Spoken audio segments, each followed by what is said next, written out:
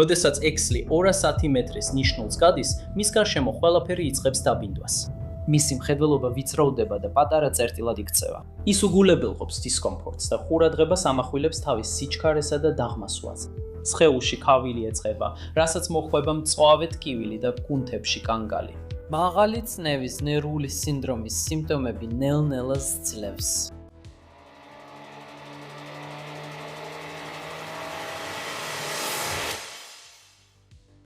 X-ი მხოლოდ მკვინთავი არ იყო, ის პიონერი იყო. 16 წლის ასაკში, როცა უმეტეს მოზარდებს ჯერ კიდევ არ ჰქონდათ საკუთარი თავი ნაპოვნი, ის უკვე წყალქვეშ იყო. შეკუმშული ჰაერით სუნთქავდა და უცნობს მისდევდა. მაგრამ ტრაგედია მალე დატრიალდა.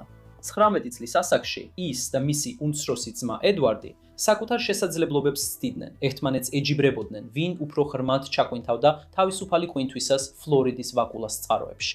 ედვარდი აღარ დაბრუნდა. შეეკისთვის ეს იყო მომენტი, რომელმაც ყველაფერი შეიძლება დაასრულა. ამის ნაცვლად ამან მასში ცეცხლი გააღვივა. ის ყვინთვას გააგრძელებდა, მაგრამ ამას უფრო უსაფრთხოდ გააკეთებდა. მან საკუთარ თავს და თავის მშობლებს პირობა მისცა, რომ აღარავის უნდა განეცადა ასეთი დანაკარგი. ამ ფიცმა ის ჩამოაყალიბა. 22 წლის ასაკში, როცა ბაჰამებზე უსაფრთხოების მკვინთავად მუშაობდა, X-ი ორი კაცის გადარჩენას სცადა, რომლებიც შეკუმშული ჰაერით უპასუხისმგებლო რეკორდულ ყვინთვას ცდილობდნენ. მან 142 მეტრს მიაღწია, სანამ შეჩერდებოდა. ეს თითქმის სიცოცხლის ფასად დაუჯდა. ის ორი მკვინთავი, რომლებსაც იცავდა, ასეთი იღბლიანი არ აღმოჩნდნენ. ამ შემთხვევამ მისი რეპუტაცია კიდევ უფრო განამტკიცა. X-ის გამორჩეული გამძლეობა ჰქონდა აზოტის ნარკოზის მიმართ და რაც მთავარია, დისციპლინა, რომ მისი ზღვარი დაეცვა. 20 წლის ასაკში ის მხოლოდ მღვიმეებში არ ყვინთავდა, არამედ წესებსაც ცვლიდა. X-ის იმ დროისთვის მსოფლიოში ყველაზე მეტი, 1000-ზე მეტი მღვიმის ყვინთვა ჰქონდა ჩაწერილი. ის მხოლოდ სიღმის სვარს არ წერდა, არამედ უსაფრთხოების პროტოკოლებს ადგენდა, რომელთაც სხვები 10 წლეულების განმავლობაში დაეხმნობოდნენ. ყვინთვის საფრთხეებია დაუნდობელი ნარკოზი, ჟანგბადის ტოქსიკურობა და დეკომპრესიის დაავადება. მაგრამ X-ი ამ საფრთხეებს სიზუსტითა და სიმშვიდით უპირისპირდებოდა. მის ცხოვრებაში ყოველი ტრაგედია კიდევ ერთი გაკვეთილი ხდებოდა. ყოველი რისკი კი გადარჩენის გეგმის შექმნისკენ დადადგმული ნაბიჯი იყო. წლების განმავლობაში ერთი ჭეშმარიტება ნათელი გახდა. როცა მყვინთავები ლიმიტებზე საუბრობდნენ, X-ი უკვე მათ მიღმა იყო. 1973 წელს X-ი დაარსა ეროვნული სპელეოლოგიური საზოგადოების მღვიმეებში ყვინთვის სექცია და გახდა მისი პირველი პრეზიდენტი. შემდეგ კი თავმჯდომარე, კარიერის განმავლობაში გამოაქვეყნა 100-ზე მეტი სტატია და 6 წიგნი. მან დაანერგა ბევრი ძირითადი უსაფრთხოების პროცედურა, რომლებიც დღეს გამოიყენება მღვიმეებში ყვინთვასა და დახურულ სივრცეებში ყვინთვაში. მღვიმეებში ყვინთვისას სამაშველო მიზნებისთვისთვის X-ი ხელი შეუწყო ოქტოპუსის გამოყენების სტანდარტიზაციას. ეს არის სარეზერვო მეორე საფეხურის რეგულატორი, რომელიც გამოიყენება როგორც სარეზერვო, თუ მყვინთავის ძირითადი რეგულატორი მწყობრიდან გამოვა, ან გადაეცემა პარტნიორს გაზის ამოწურვის საგანგებო სიტუაციაში. დღეს ოქტოპუსი აუცილებელი აღჭურვილობაა ყველა აკვალანგით მყვინთავისთვის, იქნება ეს მღვიმეებში თუ ღია წყლებში. 1984 წელს X-ი ოჯახურ ავტოსალონს გამოეთიშა და დაიწყო მათემატიკის სწავლება სუანის საშუალო სკოლაში, Live Oakში, ფლორიდაში. იმისთვის, რომ მეტი დრო გაეთავისუფლებინა მექსიკაში, კარიბის ზღვის აუზში და მსოფლიოს გარშემო ღრმა ადგილებში სამოგზაუროდ, რათა სრულყოფილად დაეუფლა მყვინთავობის ხელოვნებას. X-ი ასევე შეიძინა უძრავი ქონება კათედრალის Canyon Springsში, რომელიც Live Oakიდან დაახლოებით 10 მილითაა დაშორებული და სადაც იყო კარსტული, კირქვაში წარმოქმნილი ძაბრი, რომელიც ფელმეთის სისტემის ნაწილია. მან შეიძინა მიწა ამ კარსტული ფანჯრის გარშემო, რათა მარტივად მისულიყო ადგილზე, რომელიც მის სათამაშო მოედნად იქცა და სადაც მღვიმეებში ყვინთვის უნარებს ავითარებდა. X-ი არანაკლებ ცნობილი იყო ექსტრემალურად ღრმა ყვინთვაში, თავისი ოსტატობით. ის იყო პირველი მყვინთავი, რომელმაც გადალახა 244 მეტრის სიღრმის ნიშნული. ნაკლებად ვიდრე 30 ადამიანი ყოფილა ასეთ სიღრმეზე აკვალანგით და მას ეკავა რამდენიმე რეკორდი ერთ გამოქვაბულში, ყველაზე გრძელი მანძილის გავლაში. მისი პიკი იყო მაშინ, როცა მას ეკავა რეკორდები როგორც სიღრმეში, ისე გამოქვაბულში გავლილი მანძილის მიხედვით. მისი 29 წლის გამოქვაბულის ყვინთვის განმავლობაში X-ი განახორციელა 4000-ზე მეტი ყვინთვა და დაწერა ორი მნიშვნელოვანი წიგნი. ძირითადი გამოქვაბულის ყვინთვა, გადარჩენის გეგმამ 1979 წელს და უსაზრო გამოქვაბულები ადამიანისთვის 1994 წელს, რომლებიც გახდა სახელმძღვანელო გამოქვაბულის ყვინთვის ენთუზიასტებისთვის. 1990 წლის მაისში ჯიმ ბოუდინი ხელმძღვანელობს კვლევით ჯგუფს პროექტზე, რომელიც მიზნად ისახავს 5 სინოდის შესწავლას ჩაძირულ ორმოებში, რომლებიც მდებარეობს დიდ ფერმაზე ელ რანჩოში, ასაფროზაში, მექსიკის ჩრდილო-აღმოსავლეთ ნაწილში. უცნაური კარსტული წარმონაქმნების ჯგუფიდან ზაკატონი, ან ელ ზაკატონი, ერთადერთი ჩაძირული ორმოა, რომელსაც შესამჩნევი წყლის ნაკადი აქვს. მიმდებარე მდინარის მხვებავი ელ ნასიმიენტოს წყაროს სათავეს მიხვებიან და მკვლევარებარები კირქვის შვერილთან ახლოს ღიობს ამჩნევენ. გუნდის ორი წევრი, ჯიმ ბოუდინი და გარი უოლტონი, ჩაყვინთავენ და მიხვებიან დინებას, რათა გაიგონ, სად მიდის იგი. ღვინთავები პოულობენ პატარა მღვიმეს და აგრძელებენ მოძრაობას ჩრდილო-აღმოსავლეთის მიმართულებით, სანამ არ მიაღწევენ თავიანთი კოჭის ძაფის ბოლომდე. რადგანაც დერეფანი როგორც ჩანს გრძელდება, ისინი ბრუნდებიან უკან, იღებენ კიდევ ერთ კორცს, ბრუნდებიან თავიანთ მიბმულ წერტილთან და აგრძელებენ კვლევას. ძირი 17 მეტრის სიღრმეზეა და სავსეა კუების ჩონჩხებით, ამიტომ მას არქმევენ მკვდარი კუების დერეფანს. მალე მღვინთავები შორიდან სინათლის სხივს ხედავენ და გვირაბის ბოლოს მიაღწევენ მას შემდეგ, რაც 230 მეტრს დაფარავენ. ისინი ამოდიან ზაკატონის ზურმუხტის ფერცხლებში, წყლის ზედაპირიდან 8 მეტრის სიღრმეზე. მღვინთავები ამოდიან ლამას სენოტში, რომელიც გარშემორტყმულია 20 მეტრიანი კირქვის კლდის კედლით. ზედაპირზე, მაღალი ზაკატეს ბალახი ტბაზე ირხევა ქარის დროს. სწორედ აქედან მიიღო ზაკატონმა თავისი სახელი. პროექტი იყენებს თვირთიან საზომ თოქს, რათა ჩაწეროს ხვრელის სიღრმე, რომელიც 76 მეტრს აღწევს. 1993 წლის ապრილში პროექტი აგრძელებს 5 სენოტის კვლევას. შეკ ექსლი უერთდება გუნდს, რათა ჩაყვინთოს უცნობ სიღრმეებში. ზაკატონზე კონცენტრირებისას ისინი იგებენ, რომ ის ვულკანური წარმოშობისაა. წყლები ძლიერ მინერალიზებულია გოგირდის სუნით, ოდნავ მჟავე და ჰიდროთერმულია, მუდმივი ტემპერატურით დაახლოებით 20 გრადუსი ცელსიუსით. ისინი კიდევ ერთ სიურპრიზს პოულობენ. ჰაერის ჩაყვინთვის დროს ბოუდინი და ექსლი აღმოაჩენენ, რომ სიღრმის გასაზომად გამოყენებული თვირთიანი თოკი თაროზეა ჩამოვარდნილი. ბოუდინი აღწევს 69 მეტრს, ხოლო ექსლი ჩადის 124 მეტრზე და მაინც ფსკერი არ ჩანს. მეორე დღეს პროექტის გუნდი ცდილობს უფრო ზუსტი სიღრმის საზომით როსით გაზომვას. თოკი, რომელსაც თვირთი აქვს მიმაგრებული, რულონიდან იხვევა, გადის 152 მეტრს, შემდეგ 305 მეტრს და საბოლოოდ ჩერდება 330 მეტრზე, რაც ზაკატონს მსოფლიოში ერთ-ერთ ყველაზე ღრმა წყლით სავსე მღვიმედ აქცევს. ხიბლავს ის, თუ როგორ ცდიან ადამიანები თავიანთ შესაძლებლობებს, მაგალითად ევერესტზე ასვით, უძირო მღვიმეებში ჩაყვინთვით ან ოკეანის შუაგულში მყიფე კოშკების აშენებით. ყოველი ცდელობა არის მცდელობა დავიფროთ ადგილები, რომლებიც ჩვენთვის არ იყო განკუთვნილი და ოკეანე ყოველთვის ახერხებს შეგვახსენოს, რამდენად მყიფეა ეს ამბიცია. კლავ და კლავ, გამარჯვებასა და ტრაგედიას შორის სხვარი უკიდურესად თხელია. პროექტის გუნდი ამაგრებს თოქს სენოტის ჩრდილოეთ კედელზე და გეგმავს მეორე დღეს ღრმა გამოქვაბულულ ჩაყვინთვას შერეული აირით. შერეული აირი საჭიროა იმიტომ, რომ სიღრმის მატებასთან ერთად ღვინთავები სუნთქავენ აირს უფრო მაღალი წნევით.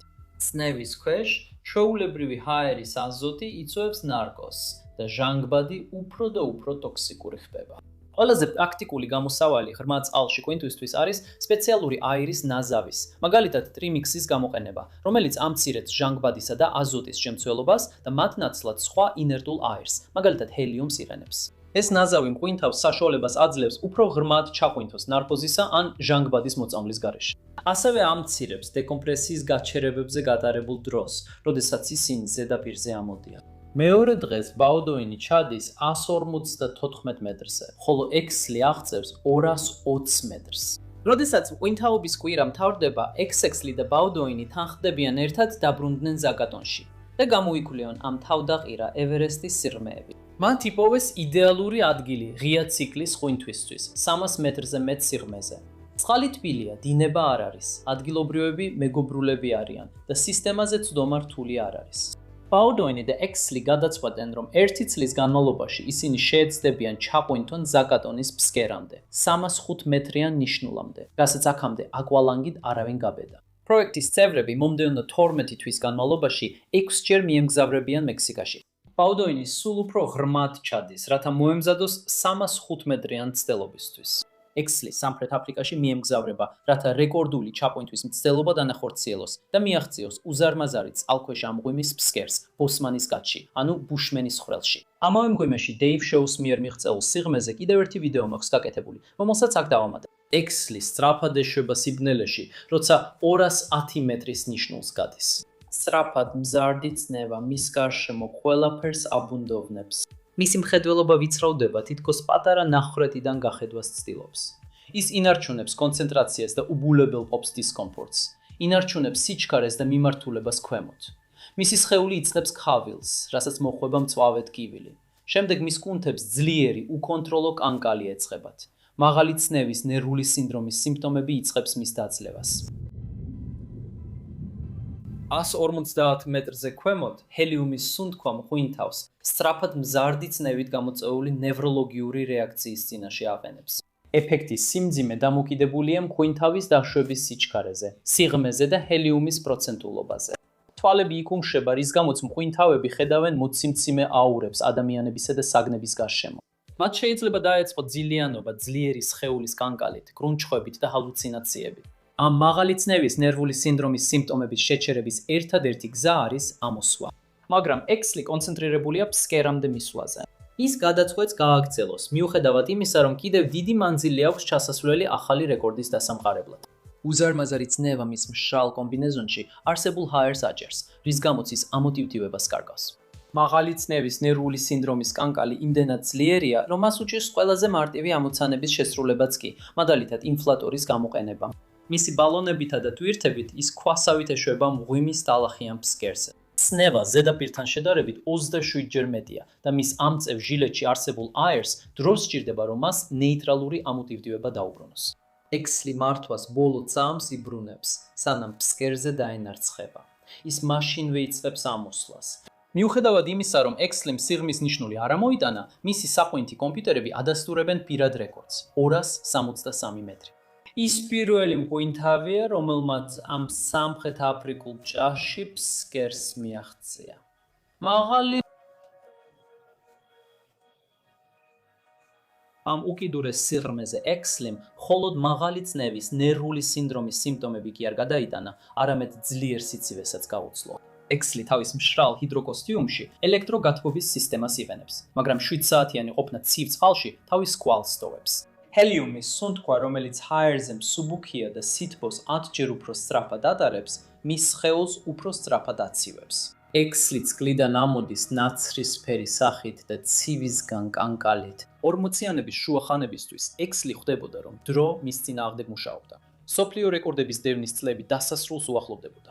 როცა იკითხებიან, რატომ აკეთებ ესეთ ღრმა ჩაყვინთვებს, ის პასუხობს: მე მქონდა როგორც სიღრმის, ასევე მანძილის მსოფლიო რეკორდები 1970-ში. ვიფიქრე, კარგი იქნებოდა ორივე რეკორდი ისევ დამეპყრო, სანამ პენსიაზე გავიდოდი. ამის გაკეთებას თითქმის 20 წელი მოვანდომე. ის ჩერდება, შემდეგ ამატებს. მინდოდა 1000 ფუტამდე ჩავსულიყავი.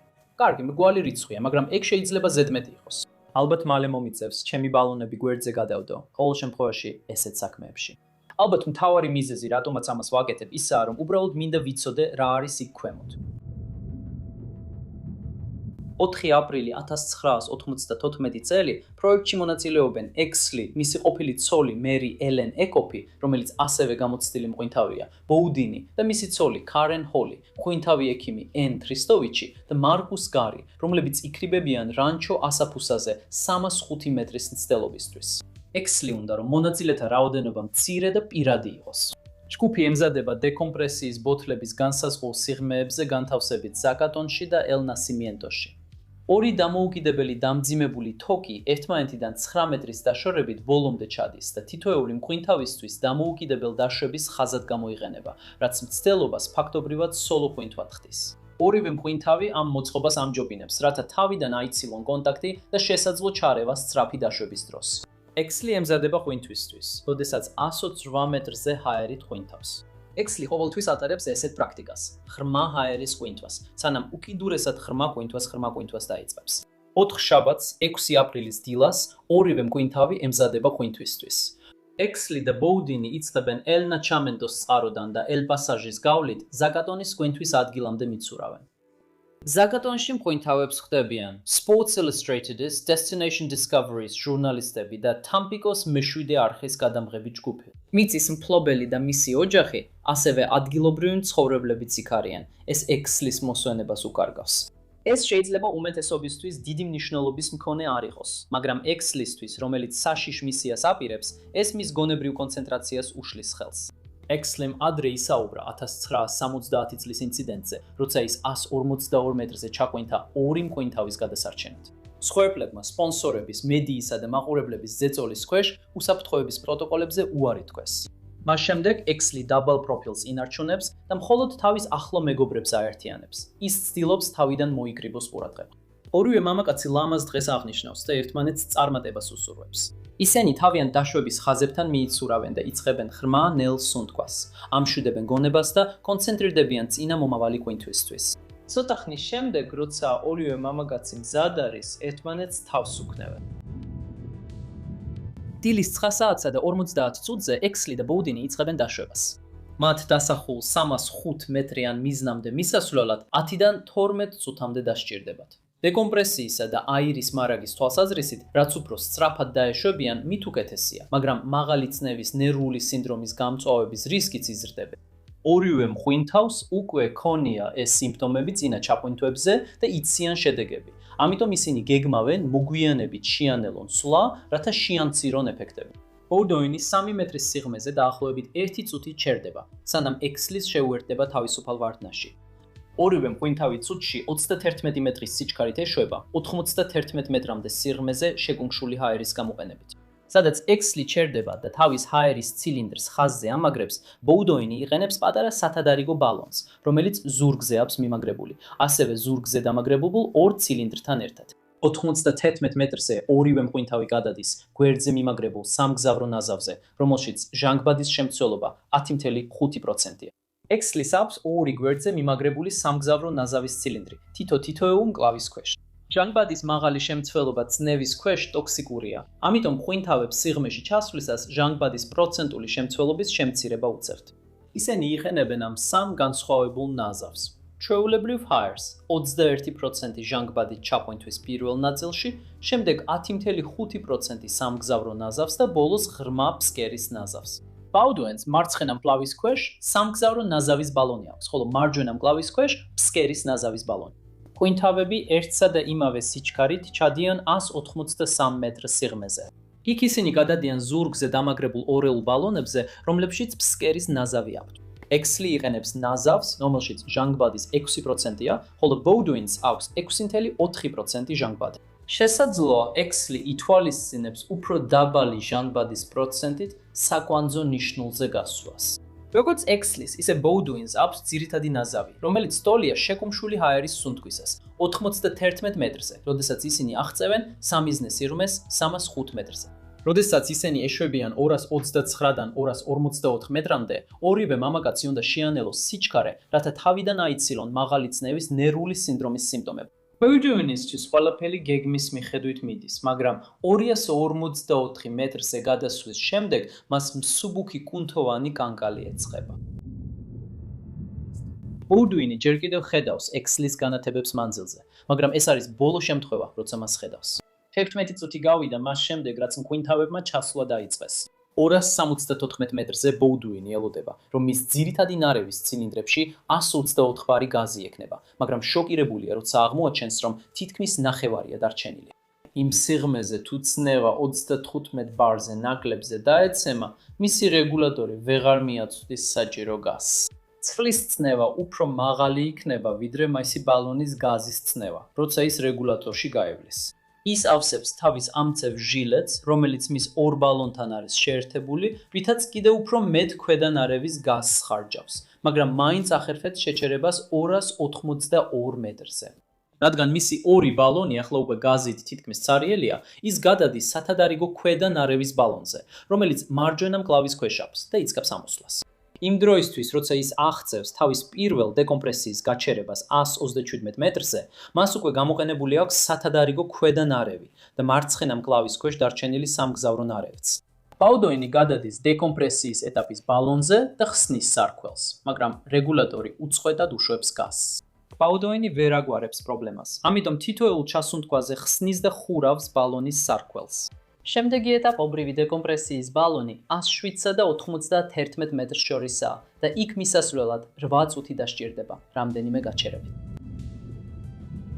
ექსლის შემთხვევაში ზუსტად რა მოხდა, ნამდვილად არ ვიცით, მაგრამ ვეცდები აღვადგინო და ავხსნა რა მგონია რომ მოხდა და ვივარაუდო მისი სიკვდილის შესაძლო მიზეზები, ინციდენტის ანგარიშებსა და ექსპერტების მიერ შეგროვებულ სხვა მტკიცებულებებზე დაბრუნებით. ექსლის აქვს აზოტის ნარკოზის მიმართ მაღალი ამტანობა, მაგრამ ჰელიუმის ეფექტების მიმართ მოწყვლადია. ასე რომ 210-დან 254 მეტრამდე სიღრმეზე უსაფრთხოა ვივარაუდოთ, რომ ექსლის შეიძლება განეცადა მაღალი წნევის ნერვული სინდრომის ადრეული სიმპტომები.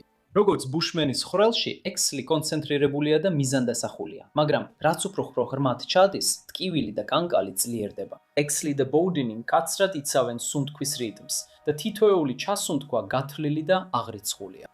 ექსტრემალურ სიღრმეზე, რადგან აირი შეკუმშულია, სწრაფი სუნთქვა ექსპონენციურად მეტ აირს ხარჯავს, ვიდრე ზედაპირზე. კანკალის დროს უნებლიე კუნთოვანი მოძრაობები ძვირფას ჟანგბადს ხარჯავს. სტრესთან ერთად ეს მის სუნთქვის სიხშირესაც ცვის. ეს შეიძლება ასევე ხსნიდეს, რატომაც ბოუდუინმა აირი უფრო სწრაფად დახარჯა. არ ვიცი, ექსლი მშრალ ჰიდროკოსტიუმს იყენებდა თუ სველს. ზაკატონის ცხლები ჰიდროთერმულია, მუდმივი ტემპერატურით დაახლოებით 30 გრადუსი ცელსიუსით. ეს მშრალი ჰიდროკოსტიუმისთვის თბილია, მაგრამ წინა ინტერვიუში ექსლიმ თქვა, რომ მოსწონს დამატებითი ამოტივტივების კონტროლი, რომელსაც მშრალი ჰიდროკოსტიუმი აძლევს. შეგიძლია მშრალ ჰიდროკოსტიუმში გაზი შეუშვა, რაც ბუშტივით მუშაობს. მშრალი ჰიდროკოსტიუმით თუ მის გარეშე, მხვინთავი ასეთ სიღრმეზე მაინც კარგავს ამოტივტივებას, რაც დამატებით სირთულეს ქმნის.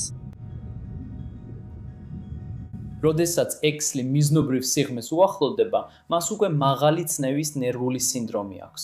ყველაფერი დაბინდულია და მიუხედავად იმისა, რომ ფარები აქვს, ყველაფერი ბნელია და ხედვა შეზღუდული. რადგან ქვასავით ეშვება, ცდილობს ამოტივტივების კომპენსატორი გამოიყენოს, რომ ამოტივტივება დაიბრუნოს. მაგრამ ამოტივტივების კომპენსატორს რეაგირებისთვის დრო სჭირდება. დაშვების შესაჩერებლად ინსტინქტურად ჩაჭიდებს დაშვების თოქს და იხუევს ორივე ხელზე და გვერდით მიმაგრებული ბალონების სარქველზე. ეს აჩერებს მის დაშვებას.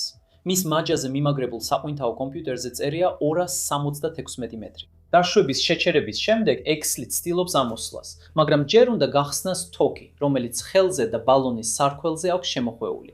მაღალი წნევის ნერვული სინდრომის სიმპტომები კვლავ არსებობს, რაც ართულებს რთული ამოცანის შესრულებას. სტრესი და კანკალი საკმაოდ სწრაფად ხარჯავს მის ორ ბალონში არსებულ ძირითადი ნარევს. როდესაც ცდილობს თოკის გახსნას, მის ორ ბალონში ძირითადი ნარევის წნევა 35 ბარამდე ეცემა და რეგულატორი ვეღარ აწვდეს საჭირო აირს. ის გადაერთო გადასვლის ნარევის რეგულატორზე, მაგრამ ამ სიღრმეზე 10.5% ჟანგბადი ტოქსიკური. ექსი ალბათ ებრძოდა კანკალს, მაგრამ ჟანგბადის ტოქსიკობამ გონება დაუბინდა. ის ცდილობს თავი დაიხსნას და დამატებითი ძალის ხმევა მის სუნთქვას ართულებს, რის შედეგადაც ნახშირო ჟანგი გროვდება. ცენტრალური ნერვული სისტემის ჟანგბადური ტოქსიკურობა მას კრუნჩხვებს იწვევს. შემდეგ სამოგზაურო ნარევიც ეცემა 35 ბარზე და ვეღარ აწვის მას საჭირო აირს. მაღალი წნევის ნერვული სინდრომის, აზოტის ნარკოზის, ნახშირო ჟანგისა და ჟანგბადის ტოქსიკობის ერთობლივი ეფექტების გამო ექსლი ვერ აღწევს თავის მეორე სამოგზაურო ნარევის ბოთლს მეორე ხელქვეშ. ის ნელა იხჭობა ზაკატონის ბნელ სიღრმეებში. ბაუდოინი ასრულებს დეკომპრესიის 9 საათზე მეტს, მაგრამ განიცდის ტკივილს მხარში დეკომპრესიული დაავადების გამო. მას მკურნალობენ ჟანგბადით, კორტიკოსტეროიდებით და ჰიდრატაციით. ექსლის ყოფილი ცოლი და დანარჩენი გუნდი აცნობიერებენ, რომ ექსლი აღარ დაბრუნდება. 2 დღის შემდეგ ზედაპირზე მყოფი გუნდი ბრუნდება, რათა ექსლის აღჭურვილობა ჩამოსვლის ხაზიდან აიღოს. ხაზი დატვირთულია ეტაპობრივად განთავსებული დეკომპრესიის ბალონებით. ამიტომ ისინი ბლოკს იყენებენ მის ასაწევად. ექსლის სხეული კვლავ ჩახლართულია ხაზის ბოლოში. ხაზი რამდენჯერმე აქვს შემოხვეული ორივე მკლავზე და მისი ბალონების სარქველებზე. მისი ნიღაბი და დანარჩენი აღჭურვილობა ადგილზეა. ექსლის გარდაცვალებამ 1994 წლის აპრილში შოკში ჩააგდო ტექნიკური დაივინგის სამყარო. ის იყო ნამდვილი პიონერი, მღვიმურ და შერეული აირებით დაივინგში, უსაფრთხოების ინოვატორი, რომლის მეთოდებმაც თანამედროვე ტექნიკური დაივინგი ჩამოაყალიბა. 1990-იანი წლების დასაწყისში 200 მეტრზე ქვემოთ დაივინგი უკიდურესად იშვიათი და სახიფათო იყო. ექსლის სიკვდილმა ზაკატონში მტკივნეულად დაანახა ყველას. რამდენად ცოტა იყო ცნობილი ადამიანის ფიზიოლოგიაზე, ასეთ უკიდურეს სიღრმეებზე.